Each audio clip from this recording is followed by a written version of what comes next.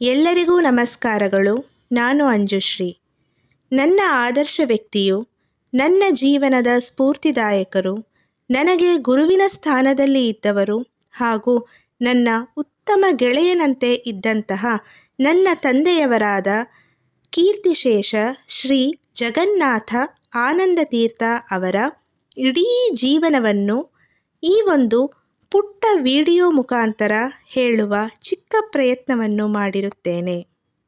ತೀರ್ಥರೂಪ ತಂದೆಯವರಾದ ಜಗನ್ನಾಥ ಆನಂದ ತೀರ್ಥ ಅವರು 1957 ಜನವರಿ 27ರಂದು ಸಂತೇಬಿದನೂರಿನಲ್ಲಿ ಪಂಡಿತರತ್ನ ಭೀಮಸೇನಾಚಾರ್ ಹಾಗೂ ನರ್ಮದಾಬಾಯಿಯವರ 6ನೇ ಮಗನಾಗಿ ಆನಂದ ತೀರ್ಥ ವಂಶದಲ್ಲಿ ಹುಟ್ಟುತ್ತಾರೆ.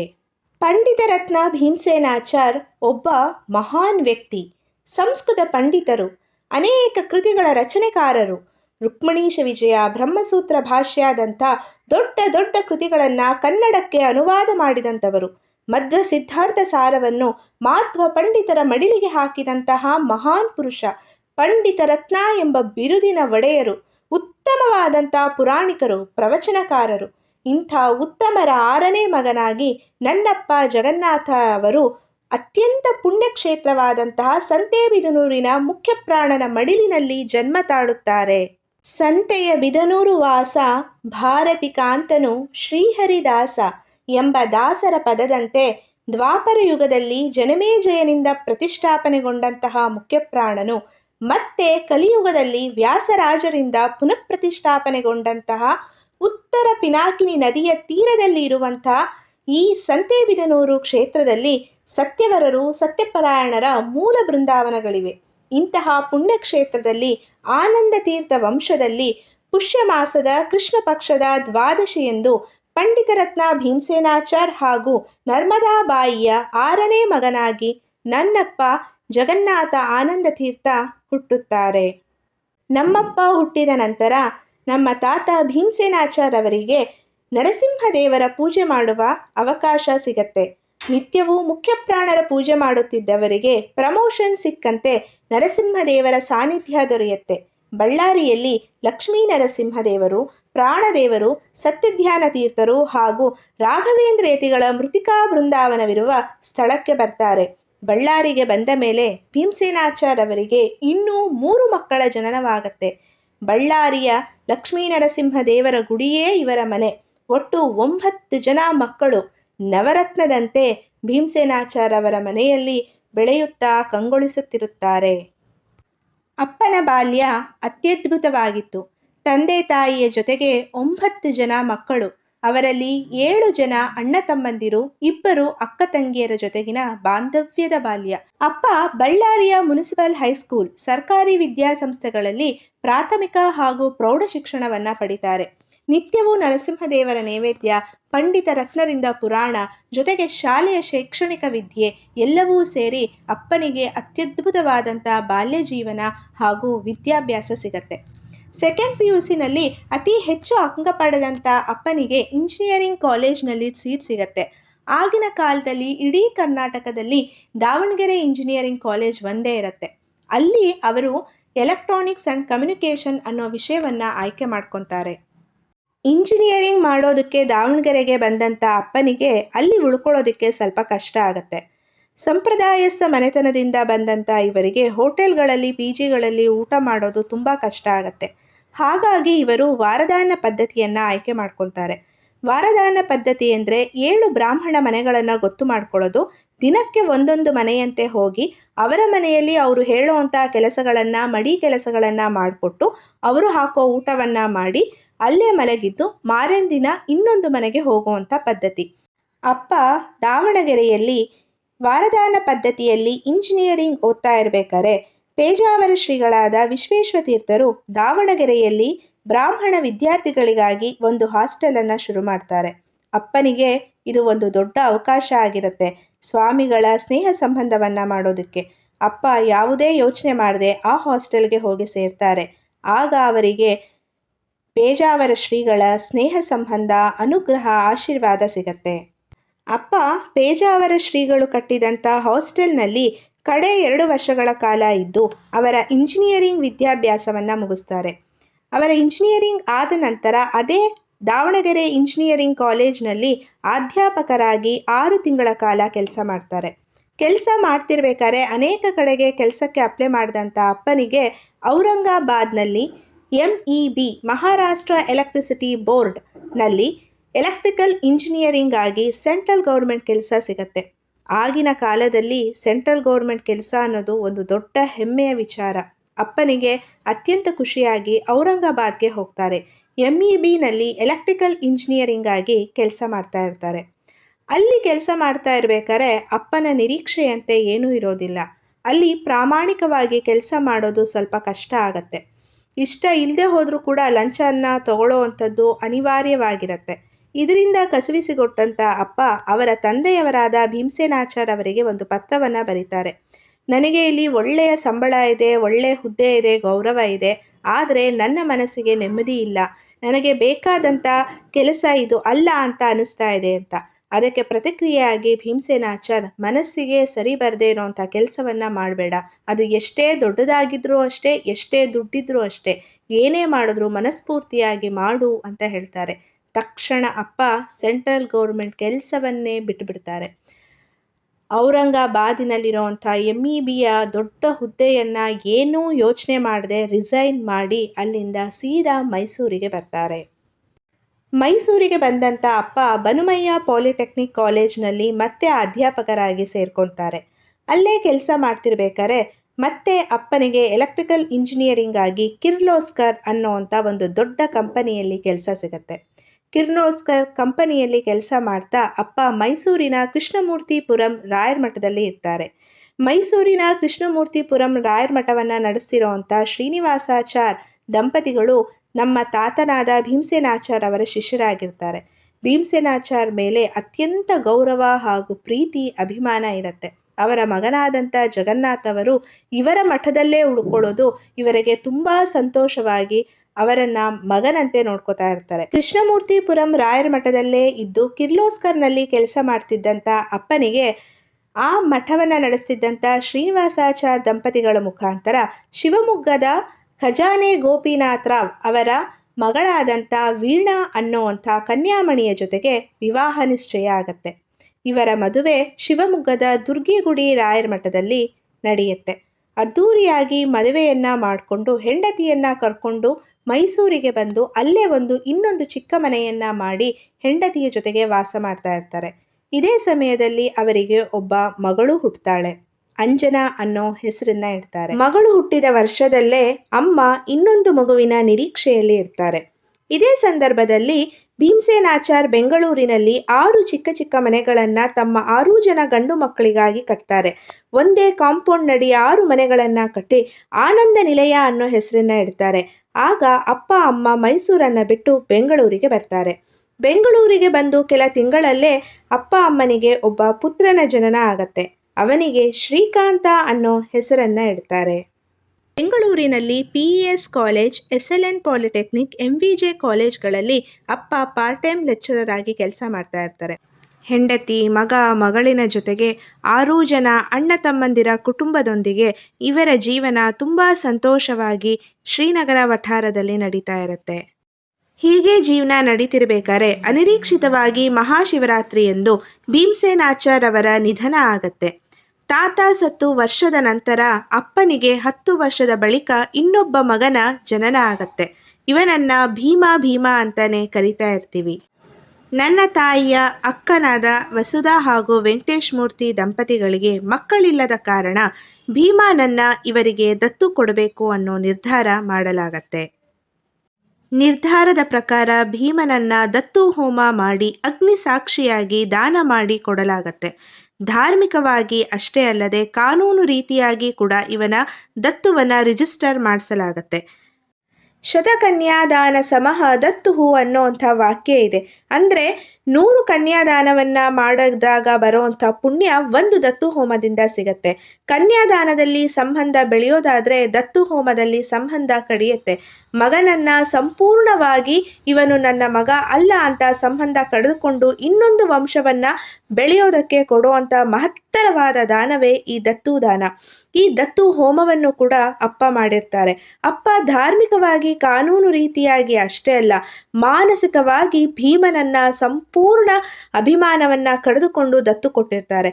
ದತ್ತು ಕೊಟ್ಟಿದ ಕ್ಷಣದಿಂದ ಅಪ್ಪನನ್ನ ಯಾರೇ ಕೇಳಿದ್ರು ನನಗೆ ಇಬ್ಬರೇ ಮಕ್ಕಳು ಅಂಜು ಮತ್ತೆ ಕಾಂತ ಅಂತ ಹೇಳೋವಷ್ಟು ಗಟ್ಟಿಗತನ ಅಪ್ಪನಿಗೆ ಇರತ್ತೆ. ಭೀಮ ಹುಟ್ಟಿ ಅವನನ್ನು ದತ್ತು ಕೊಟ್ಟ ನಂತರ ಅಪ್ಪನ ವೃತ್ತಿ ಜೀವನದಲ್ಲಿ ಒಂದು ದೊಡ್ಡ ಬದಲಾವಣೆ ಆಗುತ್ತೆ. Government tool room and training ಸೆಂಟರ್ನಲ್ಲಿ ಅಪ್ಪನಿಗೆ ಪ್ರಿನ್ಸಿಪಲ್ ಆಗಿ ಕೆಲಸ ಸಿಗತ್ತೆ. ಇದು ಇವರ ಅದ್ಭುತವಾದಂಥ ವೃತ್ತಿ ಜೀವನದ ಅಡಿಪಾಯ ಆಗತ್ತೆ. Government tool room and training ಸೆಂಟರ್ನ ವಿಮೆನ್ಸ್ ಕಾಲೇಜ್ನಲ್ಲಿ ಅಪ್ಪ ಪ್ರಿನ್ಸಿಪಲ್ ಆಗಿ ಕೆಲಸಕ್ಕೆ ಸೇರ್ಕೋತಾರೆ. ಅಲ್ಲಿ ಅನೇಕ ವಿದ್ಯಾರ್ಥಿನಿಯರಿಗೆ ಇವರು ಟ್ರೈನಿಂಗನ್ನು ಕೊಡ್ತಾ ಇರ್ತಾರೆ. ಎಲೆಕ್ಟ್ರಾನಿಕ್ಸ್ ಆ್ಯಂಡ್ ಕಮ್ಯುನಿಕೇಷನ್ ಸಬ್ಜೆಕ್ಟ್ ಬಗ್ಗೆ ಟೀಚಿಂಗ್ ಮಾಡ್ತಾ ಮಾಡ್ತಾ ಅಪ್ಪ ಹೆಣ್ಣು ಮಕ್ಕಳಲ್ಲಿ ಇರೋವಂಥ ಟ್ಯಾಲೆಂಟ್ನ ಹೊರಗೆ ತೆಗಿಬೇಕು ಅನ್ನೋ ಒಂದು ವಿಷಯವಾಗಿ ವ್ಯಕ್ತಿತ್ವ ವಿಕಾಸ ತರಬೇತಿಗಳನ್ನು ಶುರು ಮಾಡ್ತಾರೆ. ಅಂದರೆ ಮಕ್ಕಳಿಗೆ ಶೈಕ್ಷಣಿಕ ವಿದ್ಯಾಭ್ಯಾಸದ ಜೊತೆಗೆ ಅವರಲ್ಲಿ ಇರುವಂಥ ಹವ್ಯಾಸಗಳು ಕಲೆಗಳನ್ನು ಹೊರಗೆ ತೆಗೆಯುವಂಥ ಒಂದು ತರಬೇತಿ ಕೇಂದ್ರಗಳನ್ನು ಶುರು ಮಾಡ್ತಾರೆ. ಪರ್ಸನಾಲಿಟಿ ಡೆವಲಪ್ಮೆಂಟ್ ಕ್ಲಾಸಸ್ ಅಂತ ಶುರು ಮಾಡ್ತಾರೆ. ಅಪ್ಪ ಶುರು ಮಾಡಿದಂಥ ಈ ವ್ಯಕ್ತಿತ್ವ ವಿಕಾಸ ತರಬೇತಿ ಕೇಂದ್ರಗಳು ಎಷ್ಟು ಪ್ರಸಿದ್ಧಿಯನ್ನು ಹೊಂದತ್ತೆ ಅಂದರೆ GTTC ವಿದ್ಯಾರ್ಥಿಗಳಲ್ಲಿ ಇದು ಒಂದು ದೊಡ್ಡ ಬದಲಾವಣೆಯನ್ನು ತಂದುಕೊಡುತ್ತೆ. GTTCಗೆ ಒಂದು ದೊಡ್ಡ ಹೆಸರು ಇವರಿಂದ ಬರೋಕ್ಕೆ ಶುರುವಾಗುತ್ತೆ. ಇದು ವಿದ್ಯಾರ್ಥಿಗಳಿಗಷ್ಟೇ ಅಲ್ಲ, ಎಲ್ಲ ಎಂಪ್ಲಾಯೀಸ್ಗಳಿಗೂ ಇದರ ಅವಶ್ಯಕತೆ ಇದೆ ಅಂತ ಎಲ್ಲ ಇಂಡಸ್ಟ್ರಿಗಳಲ್ಲೂ ಕೂಡ ಈ ಕ್ಲಾಸಸ್ಗಳನ್ನ ಶುರು ಮಾಡ್ತಾರೆ. ಅಪ್ಪ ರಾಜಾಜಿನಗರ್ ಹಾಗೂ ಪೀಣ್ಯ ಸೆಕೆಂಡ್ ಸ್ಟೇಜ್ ಜಾಳಹಳ್ಳಿ ಕ್ರಾಸಲ್ಲಿರುವಂಥ ಅನೇಕ ಇಂಡಸ್ಟ್ರಿಗಳಿಗೆ ಹೋಗಿ ಪರ್ಸನಾಲಿಟಿ ಡೆವಲಪ್ಮೆಂಟ್ ಕ್ಲಾಸಸ್ಗಳನ್ನ ತಗೋತಾ ಇರ್ತಾರೆ. ವ್ಯಕ್ತಿತ್ವ ವಿಕಾಸ ತರಗತಿಗಳಲ್ಲಿ ಹೆಚ್ಚು ಪ್ರಸಿದ್ಧಿಯನ್ನು ಅಪ್ಪ ಹೊಂದ್ತಾರೆ. ಅಪ್ಪ ಈ ಪರ್ಸನಾಲಿಟಿ ಡೆವಲಪ್ಮೆಂಟ್ ಕ್ಲಾಸಸ್ನ ದಾಂಡೇಲಿ, ಮೈಸೂರು, ಗುಲ್ಬರ್ಗ, ಮಂಗಳೂರು, ಕೂಡಲ ಸಂಗಮ ಹಾಗೂ ಮದ್ದೂರಿನಲ್ಲಿರುವಂಥ GTTCಗಳಲ್ಲೂ ಕೂಡ ಈ ತರಗತಿಗಳನ್ನು ತಗೊಳ್ತಾ ಇರ್ತಾರೆ. ಅಪ್ಪನ ಕೆಲಸವನ್ನು ನೋಡಿ ಮೆಚ್ಚುಗೆ ಕೊಟ್ಟಂಥ GTTC ಹೆಡ್ ಅಪ್ಪನಿಗೆ ಹೆಡ್ ಕಾರ್ಪೊರೇಟರ್ ಆಗಿ ಪ್ರಮೋಷನನ್ನು ಕೊಡ್ತಾರೆ. ಅಪ್ಪ GTTCನಲ್ಲಿ ಟ್ರೈನಿಂಗ್ ಸೆಂಟರ್, ಟ್ರೂಲ್ ರೂಮ್ ಹಾಗೂ ವಿದ್ಯಾರ್ಥಿನಿಯರ ಕಾಲೇಜ್ ಎಲ್ಲದಕ್ಕೂ ಮುಖ್ಯಸ್ಥರಾಗಿ ಕೆಲಸವನ್ನು ನಿರ್ವಹಣೆ ಮಾಡ್ತಿರ್ತಾರೆ. ವೃತ್ತಿ ಜೀವನದಲ್ಲಿ ಉನ್ನತಿಯನ್ನು ಕಂಡಂಥ ಅಪ್ಪ ಅವರ ಕನಸಿನ ಅರಮನೆಯನ್ನು ಕಟ್ತಾರೆ. ಬೆಂಗಳೂರಿನ ವಿದ್ಯಾಮಾನ್ಯ ನಗರದಲ್ಲಿ ಒಂದು ಮನೆಯನ್ನು ಕಟ್ಟಿ ಅದಕ್ಕೆ ಅವರ ತಂದೆಯವರ ಹೆಸರನ್ನೇ ಇಡ್ತಾರೆ, ಭೀಮಸದನ ಅಂತ. ಭೀಮಸದನ ಅವರ ಒಂದು ಪುಟ್ಟ ಕನಸು. ಅಪ್ಪ ಅವರ ಕನಸಿನ ಮನೆಯಲ್ಲಿ ಸುಮಾರು 22 ವರ್ಷಗಳ ಕಾಲ ನೆಮ್ಮದಿಯಾಗಿ ಜೀವನವನ್ನು ಮಾಡ್ತಾರೆ. ಅವರಿಗೆ 55 ವರ್ಷ ನಡೀತಿರುವಾಗ ಮಗಳಿಗೆ ಮದುವೆ ಮಾಡಬೇಕು ಅನ್ನೋ ನಿರ್ಧಾರವನ್ನು ಮಾಡ್ತಾರೆ. 2010ರಲ್ಲಿ ಅವರ ಮಗಳಾದಂಥ ಅಂಜುಶ್ರೀಗೆ ಹೆಬ್ಬೂರಿನ ಸತ್ಯನಾರಾಯಣ ಅವರ 2ನೇ ಮಗ ಸಂತೋಷ್ ನರಸಿಂಹ ಅವರ ಜೊತೆಗೆ ಮದುವೆಯನ್ನು ಮಾಡ್ತಾರೆ. ಅದ್ಧೂರಿಯಾಗಿ ಮಗಳ ಮದುವೆಯನ್ನು ಮಾಡಿದ ವರ್ಷದಲ್ಲೇ ಅಪ್ಪ ತಾತ ಆಗ್ತಾರೆ. ಇಂಚರ ಅನ್ನೋ ಅವರ ದೊಡ್ಡ ಮೊಮ್ಮಗಳು ಹುಟ್ಟುತ್ತಾಳೆ. ಅಪ್ಪ 58ನೇ ವಯಸ್ಸಿಗೆ ರಿಟೈರ್ಡ್ ಆಗ್ತಾರೆ. ರಿಟೈರ್ಡ್ ಆದ ನಂತರ ಅಪ್ಪ ವಿದ್ಯಾಮಾನ್ಯ ನಗರದಲ್ಲಿ ಇರುವಂಥ ಮಧ್ವ ಸಂಘವನ್ನು ಅಭಿವೃದ್ಧಿಗೊಳಿಸುವಂಥ ಕಾರ್ಯದಲ್ಲಿ ಪಾಲ್ಗೊಳ್ಳುತ್ತಾರೆ. ವಿದ್ಯಾಮಾನ್ಯ ನಗರದಲ್ಲಿ ಮಾಧ್ವರೆಲ್ಲ ಸೇರಿ ಮಾಧ್ವರಿಗೆ ಅನುಕೂಲ ಆಗಲಿ ಅಂತ ಒಂದು ಮಧ್ವ ಸಂಘವನ್ನು ಕಟ್ಟಿರ್ತಾರೆ. ಅಲ್ಲಿ ವೈದಿಕ ಕಾರ್ಯಗಳು, ಪ್ರವಚನಗಳು, ಪುರಾಣಗಳು, ಹಾಗೆ ಭಜನೆಗಳು, ಹಾಗೆ ಅಪರೋಕ್ಷ ಜ್ಞಾನಿಗಳ ಆರಾಧನೆಗಳು, ಹೀಗೆ ಅನೇಕ ಕಾರ್ಯಕ್ರಮಗಳು ನಡೀತಾ ಇರುತ್ತೆ. ಆದರೆ ಕೆಲವರ ಸ್ವಾರ್ಥದಿಂದ ಆ ಮಧ್ವ ಸಂಘ ಮುಚ್ಚಿ ಪೊಲೀಸ್ ಕಸ್ಟಡಿಯಲ್ಲಿ ಇರುತ್ತೆ. ಅಪ್ಪ ರಿಟೈರ್ಮೆಂಟ್ ತಗೊಂಡ್ಮೇಲೆ ಪೊಲೀಸ್ ಸ್ಟೇಷನ್ ಹಾಗೆ ಕೋರ್ಟ್ಗಳಿಗೆ ಓಡಾಡಿ ಮಧ್ವ ಸಂಘವನ್ನು ಮತ್ತೆ ಮಾಧ್ವರ ಮಡಿಲಿಗೆ ತಂದು ಹಾಕ್ತಾರೆ. ಅಪ್ಪ ರಿಟೈರ್ಡ್ ಆದ ತಕ್ಷಣ ಮಧ್ವ ಸಂಘವನ್ನು ನೋಡ್ಕೋತಾ ಇರ್ತಾರೆ. ಅದರ ಜೊತೆಗೆ ಅವರ ಕನಸಿನ ವೃತ್ತಿಯಾದಂಥ RSSನ ಕಾರ್ಯಕರ್ತರಾಗಿ ಸೇರ್ತಾರೆ. ರಾಷ್ಟ್ರೀಯ ಸೇವಾ ಸಂಘದ ಕಾರ್ಯಕರ್ತರಾಗಿ ಇವರು ಅಲ್ಲಿ ನಡೆಯುವಂಥ ಅನೇಕ ಕಾರ್ಯಕ್ರಮಗಳಿಗೆ ಭಾಗವಹಿಸ್ತಾರೆ. ವಿಶ್ವ ಹಿಂದೂ ಪರಿಷತ್ತಿನ ಮೆಂಬರ್ ಆಗಿ ಕೂಡ ಇವರು ಸೇರ್ಕೊತಾರೆ. RSSನ ಮಿಲನ್ ಹಾಗೂ ಅನೇಕ ದಂಡ ಪರ್ಯಟನೆ ಕಾರ್ಯಕ್ರಮಗಳು ಇವರ ಮನೆಯಾದಂಥ ಭೀಮಸದನದಲ್ಲೇ ನಡೀತಾ ಇರುತ್ತೆ. ಹೀಗೆ ಜೀವನವನ್ನು ಸಾಗಿಸ್ತಾ ಇರಬೇಕಾದ್ರೆ ಅಪ್ಪನಿಗೆ ಸುಮಾರು 58 ವರ್ಷ ನಡೆಯೋ ಸಂದರ್ಭದಲ್ಲಿ ಇವರ ಮಾವನವರಾದಂಥ ಖಜಾನೆ ಗೋಪಿನಾಥರಾವ್ ಅವರ ನಿಧನ ಆಗತ್ತೆ. ಇವರ ಅತ್ತೆ ಮಾವ ಗೋಪಿನಾಥರಾವ್ ಹಾಗೂ ಶಕುಂತಲಾ ದೇವಿ ದಂಪತಿಗಳು ಶಿವಮೊಗ್ಗದಲ್ಲಿ ವಾಸವಾಗಿರ್ತಾರೆ. ಇವರ ನಿಧನ ವಾರ್ತೆ ಕೇಳಿದ ತಕ್ಷಣ ಅಪ್ಪ ಶಿವಮೊಗ್ಗಕ್ಕೆ ಹೋಗಿ ಅವರ ಕಾರ್ಯಗಳನ್ನೆಲ್ಲ ಮುಗಿಸ್ತಾರೆ. ಆಗ 86 ವಯಸ್ಸು ಇವರ ಅತ್ತೆಯವರಿಗೆ ಆಗಿರುತ್ತೆ. ಅವರನ್ನು ನೋಡ್ಕೊಳ್ಳೋದಿಕ್ಕೆ ಬೇರೆ ಯಾವ ಮಕ್ಕಳು ಮುಂದಾಗದೆ ಇರುವಂಥ ಸಂದರ್ಭದಲ್ಲಿ ಅಪ್ಪ ಈ ಅತ್ತೆಯವರ ಜವಾಬ್ದಾರಿಯನ್ನು ನಾನೇ ನೋಡ್ಕೋತೀನಿ ಅಂತ ಹೇಳಿ ಶಕುಂತಲಾ ದೇವಿಯನ್ನು ಇವರ ಮನೆಗೆ ವಿದ್ಯಾಮಾನ್ಯ ನಗರ ಭೀಮಸದನಕ್ಕೆ ಕರ್ಕೊಂಡು ಬರ್ತಾರೆ. ಬಂದು ಸುಮಾರು 10 ವರ್ಷಗಳ ಕಾಲ ಅತ್ತೆಯವರ ಸೇವೆಯನ್ನು ಮಾಡಿದ್ದಾರೆ. ಅಪ್ಪ ಶಿವಮೊಗ್ಗದಿಂದ ಬಂದ ಮೇಲೆ ಸುಮಾರು 4-5 ತಿಂಗಳ ನಂತರ ಅಪ್ಪ ಇನ್ನೊಮ್ಮೆ ತಾತ ಆಗ್ತಾರೆ. ಇಂಚರಾಗೆ ತಂಗಿಯಾಗಿ ಸ್ವರ ಹುಟ್ಟುತ್ತಾಳೆ. ಇಂಚರ, ಸ್ವರ ಇಬ್ಬರು ಮೊಮ್ಮಕ್ಕಳ ಜೊತೆಗಿನ ಅಪ್ಪನ ಜೀವನ ತುಂಬ ಚೆನ್ನಾಗಿ ನಡೀತಾ ಇರುತ್ತೆ. ಜೊತೆಗೆ ಮಧ್ವ ಸಂಘದ ಕಾರ್ಯಗಳಲ್ಲಿ ಪಾಲ್ಗೊಳ್ತಾ ಇರ್ತಾರೆ. ಹಾಗೆ VHP-RSSನ ಕಾರ್ಯಕರ್ತರಾಗಿ ಕೂಡ ಅನೇಕ ಕಾರ್ಯಕ್ರಮಗಳನ್ನ ಮಾಡ್ತಾ ಇರ್ತಾರೆ. ಇಷ್ಟೊತ್ತಿಗೆ ಇವರ ಮಗನಾದಂಥ ಶ್ರೀಕಾಂತ್ ಆನಂದ ತೀರ್ಥ ಅವನ ಇಂಜಿನಿಯರಿಂಗ್ ಕೋರ್ಸನ್ನು ಮುಗಿಸಿ ತುಂಬ ಒಳ್ಳೆ ಕಡೆ ಕೆಲಸದಲ್ಲಿ ಇರ್ತಾನೆ. ಅಪ್ಪನಿಗೆ ಆಗಲೇ 60ರ ಪ್ರಾಯ. ಅಪ್ಪನ ಷಷ್ಠಿಪೂರ್ತಿ ಶಾಂತಿ ಮಾಡೋದು ನಮ್ಮ ಕರ್ತವ್ಯ ಹಾಗೂ ಧರ್ಮ. ಇದನ್ನು ಅವರ ತಾಯಿಯಾದ ನರ್ಮದಾಬಾಯಿ ಹಾಗೂ ಅತ್ತೆ ಹಾಗೂ ಎಲ್ಲ ಅಣ್ಣ ತಮ್ಮಂದಿರ ಸಮ್ಮುಖದಲ್ಲಿ ತುಂಬ ಚೆನ್ನಾಗಿ ನೆರವೇರಿಸ್ತೀವಿ. ಶಾಂತಿಯಾಗಿ ಕೆಲ ತಿಂಗಳಲ್ಲೇ ಶ್ರೀಕಾಂತ್ ಆನಂದ ತೀರ್ಥನಿಗೆ ಮದುವೆ ನಿಶ್ಚಯ ಆಗತ್ತೆ. ಹೊಸಪೇಟೆಯ ರಾಮಮೂರ್ತಿಯವರ ಮಗಳಾದಂಥ ದೀಪಾ ಅನ್ನೋ ಹುಡುಗಿ ಜೊತೆಗೆ ಹೊಸಪೇಟೆಯಲ್ಲೇ ಇವನ ಮದುವೆ ಆಗತ್ತೆ. ಇಷ್ಟೊತ್ತಿಗಾಗಲೇ ಅಪ್ಪನಿಗೆ 60 ವರ್ಷ ತುಂಬಿ 61ನೇ ವರ್ಷ ನಡೀತಿರತ್ತೆ. ಅಪ್ಪನಿಗೆ ತೀರ್ಥಯಾತ್ರೆ ಮಾಡೋ ಅಂಥ ಮನಸ್ಸಾಗತ್ತೆ. ಅಪ್ಪ ಅಮ್ಮ ಒಟ್ಟು 4 ಬಾರಿ ತೀರ್ಥಯಾತ್ರೆಯನ್ನು ಮಾಡ್ತಾರೆ. ಅಪ್ಪ ಅಮ್ಮ ಒಟ್ಟಿಗೆ ಮೊದಲು ದಕ್ಷಿಣ ಭಾರತ ಯಾತ್ರೆಯನ್ನು ಮಾಡ್ತಾರೆ. ಅದಾದ ಮೇಲೆ ಪಶ್ಚಿಮ ಭಾರತ ಯಾತ್ರೆಯನ್ನು ಮಾಡ್ತಾರೆ. ಅದಾದ ನಂತರ ಉತ್ತರ ಭಾರತ ಯಾತ್ರೆಯನ್ನು ಮಾಡಿ ಭಾರತದಲ್ಲಿ ಇರುವಂಥ ಎಲ್ಲ ತೀರ್ಥಕ್ಷೇತ್ರಗಳ ದರ್ಶನ ಆದ ಮೇಲೆ ಬದರಿ ಸಮಾರಾಧನೆಯನ್ನು ಅದ್ಧೂರಿಯಾಗಿ ವಿದ್ಯಾಮಾನ್ಯ ನಗರದ ಮಧ್ವ ಸಂಘದಲ್ಲಿ ನೆರವೇರಿಸ್ತಾರೆ. ಅಪ್ಪ ತೀರ್ಥಯಾತ್ರೆಯನ್ನೆಲ್ಲ ಮುಗಿಸಿ ಬಂದ ಮೇಲೆ ಮತ್ತೊಮ್ಮೆ 3ನೇ ಬಾರಿ ತಾತ ಆಗ್ತಾರೆ. ಅವರ ಮಗನಾದ ಶ್ರೀಕಾಂತ್ ಆನಂದ ತೀರ್ಥನಿಗೆ ಖುಷಿ ಎಂಬ ಕನ್ಯಾಮಣಿ ಹುಟ್ಟಿರ್ತಾಳೆ. ಮಗಳು, ಅಳಿಯ, ಮಗ, ಸೊಸೆ, ಮೊಮ್ಮಕ್ಕಳ ಜೊತೆಗಿನ ಜೀವನ ತುಂಬ ಚೆನ್ನಾಗಿ ನಡೀತಾ ಇರುತ್ತೆ. ದೈಹಿಕ ಹಾಗೂ ಮಾನಸಿಕ ಆರೋಗ್ಯ, ಸಂತೋಷವನ್ನು ಕಾಪಾಡಿಕೊಂಡು ನೆಮ್ಮದಿಯಾಗಿ ಇರ್ತಾರೆ. ಬದುಕು ಹೀಗೆ ಸುಂದರವಾಗಿ ನಡೀತಾ ಇರಬೇಕಾದ್ರೆ ಪ್ರಪಂಚದಾದ್ಯಂತ ಕರೋನಾ ಅನ್ನೋ ಮಹಾಮಾರಿ ಬಂದ್ಬಿಡತ್ತೆ. ಆಗ ಮಧ್ವ ಸಂಘವನ್ನು ಮುಚ್ಚಬೇಕಾಗತ್ತೆ. ಅಲ್ಲಿರುವಂಥ ಮಾಧ್ವರಿಗೆ ವೈದಿಕಗಳನ್ನು ನಡೆಸೋದು ತುಂಬ ಕಷ್ಟ ಆಗತ್ತೆ. ಹಾಗಾಗಿ ಅಪ್ಪ ವೈದಿಕವನ್ನು ಕಲಿತು ಇವರೇ ವೈದಿಕವನ್ನು ಮಾಡಿಸ್ತಾ ಇರ್ತಾರೆ. ಶಿಖವನ್ನು ಬಿಟ್ಟು ಸಂಪೂರ್ಣವಾಗಿ ವೈದಿಕ ಬ್ರಾಹ್ಮಣನಾಗಿ ಬದಲಾಗ್ತಾರೆ. ಸುಮಾರು 395 ಉಚಿತ ವೈದಿಕಗಳನ್ನು ಮಾಡಿಸಿದ್ದಾರೆ. ಅಪ್ಪನ ನಿವೃತ್ತಿ ಜೀವನದಲ್ಲಿ ಮಧ್ವ ಸಂಘವನ್ನು ಮುಂದೆ ತರೋದು ಇವರ ಒಂದು ಗುರಿಯಾಗಿರುತ್ತೆ. ಆ ಗುರಿಯನ್ನು ಅಪ್ಪ ತಲುಪ್ತಾರೆ. ಮಧ್ವ ಸಂಘದ ಪಕ್ಕದಲ್ಲೇ ಇನ್ನೊಂದು ಸೈಟನ್ನು ತಗೊಂಡು 2 ಫ್ಲೋರ್ ಬಿಲ್ಡಿಂಗನ್ನು ಕಟ್ಟಿಸಿ ಮಧ್ವ ಸಂಘದಲ್ಲಿ ಎಲ್ಲ ಕಾರ್ಯಗಳು ತುಂಬ ಆರಾಮಾಗಿ ಜರುಗುವಂಥ ಎಲ್ಲ ವ್ಯವಸ್ಥೆಗಳನ್ನು ಅಪ್ಪ ಮಾಡಿ ಮುಗಿಸ್ತಾರೆ. ಇಷ್ಟೊತ್ತಿಗಾಗಲೇ ಅಪ್ಪನಿಗೆ 66ರ ಪ್ರಾಯ. 66 ವಯಸ್ಸಾದರೂ ಅಪ್ಪ 40 ವಯಸ್ಸಿನ ಯುವಕನಂತೆ ಸದಾ ನಗುವಿನ ಚಿಲುಮೆಯಾಗಿರ್ತಾರೆ. ಸದಾ ನಗ್ತಾ ನಗ್ತಾ ಇರೋ ಅಪ್ಪನ ಅಂತ್ಯಕಾಲ ಹತ್ತಿರ ಇರೋದು ನಮಗ್ಯಾರಿಗೂ ಗೊತ್ತಾಗೋದೇ ಇಲ್ಲ.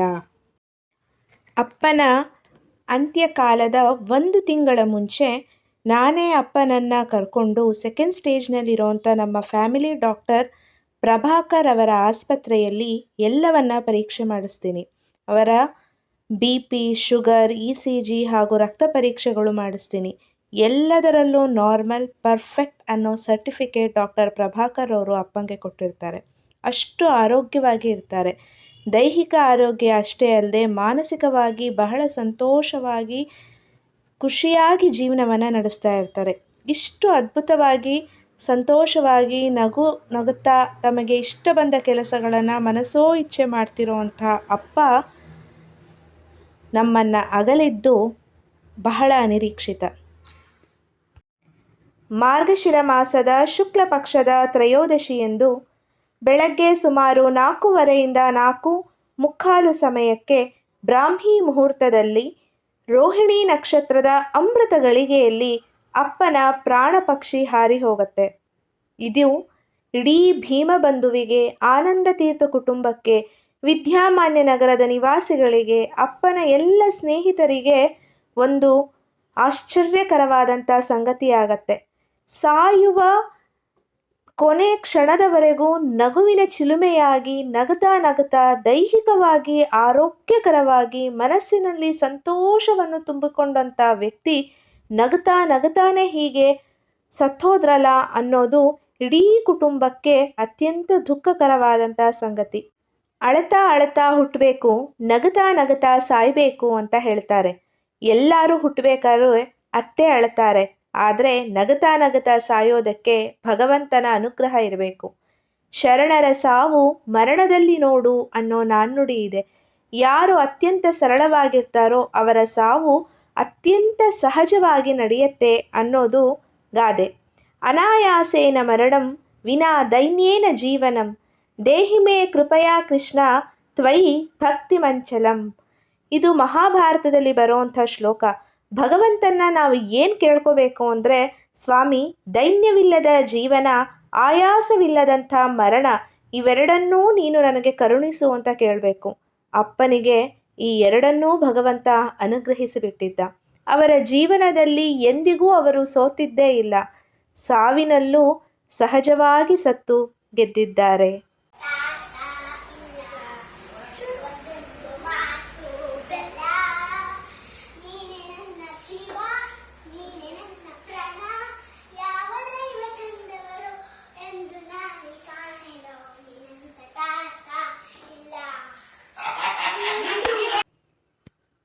ಆನಂದ ತೀರ್ಥ ಕುಲಸಂಭವಃ ರೂಪ ಸದ್ಗುಣ ಸಂಪನ್ನಃ ವಿದ್ಯಾಮಾನ್ಯ ನಗರವಾಸೀನ್ ಮಮ ಪಿತಃ ಸೌಜನ್ಯಾದಿ ಗುಣೋಜ್ವಲೋ ವಿಜಯತೆ ಶ್ರೀ ಜಗನ್ನಾಥ ಮಹೋದಯಃ. ಆನಂದ ತೀರ್ಥ ಕುಲದಲ್ಲಿ ಹುಟ್ಟಿದವರು, ರೂಪ ಸದ್ಗುಣಗಳ ಸಂಪನ್ನರು, ವಿದ್ಯಾಮಾನ್ಯ ನಗರದಲ್ಲಿ ವಾಸವಾಗಿದ್ದಂಥ ನನ್ನ ತಂದೆಯಾದ ಶ್ರೀ ಜಗನ್ನಾಥ ಮಹೋದಯರಿಗೆ ಜಯವಾಗಲಿ.